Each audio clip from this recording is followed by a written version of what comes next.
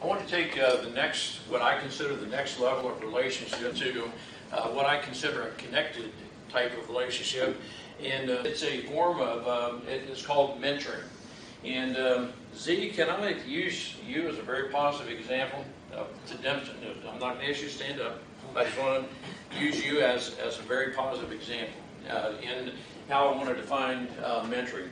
But as we develop relationships, we go from an acquaintance. I just met you, and we talk small talk, we call it frequently. And over a period of time, I get to know you a little bit better. And Z, the relationship that I'm referring to now is that over a period of time, you and I get to know each other in the context of civil engineering. And the more I know you, the more I know of your technical capabilities. And the more I grow you. And Kara, thank you for the warm-up, because Mr. John Hollis brought up one aspect of that warm-up, that awareness. As a young child, preteen, my awareness of myself was that I'm very inadequate socially, academically, and probably in any other measurement. So I had a very, very low self-image. And but that awareness is very important to me, because I knew that I needed help somewhere. And so, Z, I'm going to use just you and I as an example. The more that I know you, the more I admire your credibility, your capabilities as an engineer. I might ask you, Z, can you help me to be as good as you are? Would you mentor me? And what I'm asking you to do, Z, because I've established a relationship with you, that you know the level of knowledge, of application, of maybe credibility as well. I would like to be there. So can you help me get to where you are? And that relationship could be formal, that you say, yes, I will mentor you, Ron, and let's meet weekly or something, and you may even charge for that. I don't know. But see, Z, that's a type of mentoring that I want you to teach me, because I want to become more like you. But I'm going to address another form of mentoring that is less formal, but in many cases, and I will tell you in my personal case, was very necessary. And my grandfather, my uncle, my high school football coach, and Marty's dad, my father-in-law, function in this capacity. I knew that each of those four men, and I'm an observing type person. In other words, Pablo, if I see something in you that I really admire, I'm going to say, yeah, Pablo, you have what I want. And I'm saying that in a very positive way about you. But in each of these four men, my grandfather, my uncle, my high school football coach, and my father-in-law, I saw traits in them that I wanted. And now, this mentoring relationship was not formal. I didn't ask my grandfather, uncle, high school football coach, and father-in-law to mentor me. I was at a point in my life of awareness that I knew what they had, an aspect of what each of the four of them had. It's each different. I knew that I wanted that.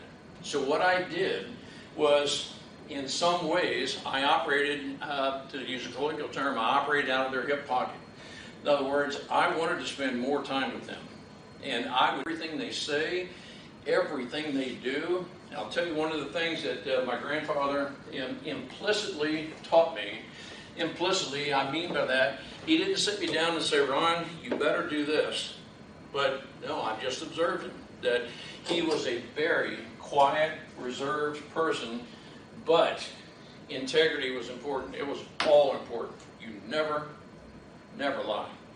You are always accountable for what you do and say, no exception. And so I learned that from him, but he never told me that you must do this. My uncle was much the same way. That my uncle was my grandfather's son, and I was raised on a dairy farm in Frederick County, Maryland, but there was a work ethic. And so when work needs to be done, you don't gripe about it. You just do it. And so in the context of awareness, acceptance was a big thing to me, because I wasn't sure that I was accepted. In the context of awareness, John, my awareness of myself was, I am very inadequate. I am socially awkward. I am, quite honestly, I'm stupid because I talked myself into believing that. And so my grandfather and uncle accepted me. And I learned that, they didn't tell me, but I just knew that I was acceptable in their presence and we would do things together. That was huge to me, if you just accept me.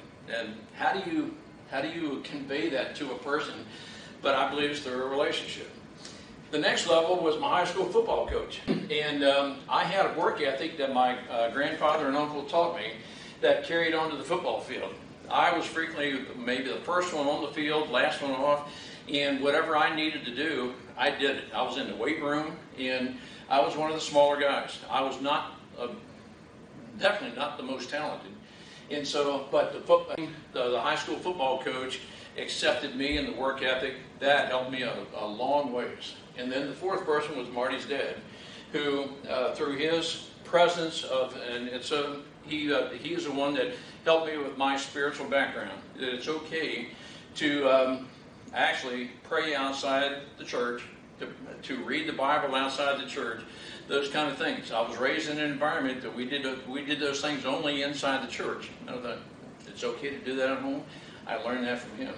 So I'm just going to tell you that those four men, none of them were formal mentors to me, but yet their influence on my life was exactly like being a mentor. Z, just like I would ask you in this hypothetical example, that you and I have developed a credibility, and I formally ask you, would you? These other four men function in the same way, just by virtue of me being around them and I admired them.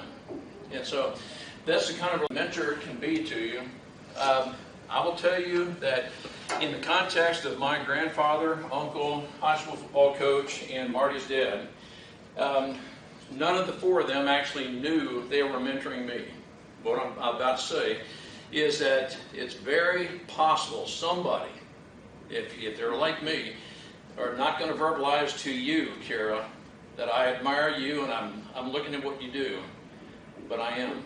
I don't even know how to express it, but I'm going to bet you there's somebody who's looking at you, to you, and they're modeling themselves around you. So not an admonition, let's just say my conversation with you is that just know there are other people out here like me who are looking to you they want to model themselves after you. So let's be careful that we're setting the right example for those kind of people, because there are those of us who just cannot express ourselves very well.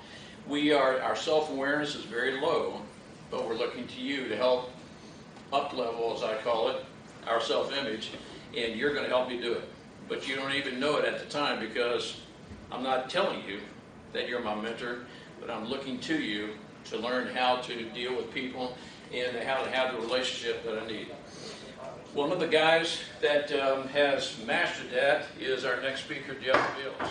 And I want to tell you, one of the things about mentor relationships and so forth, for me personally, do you smile?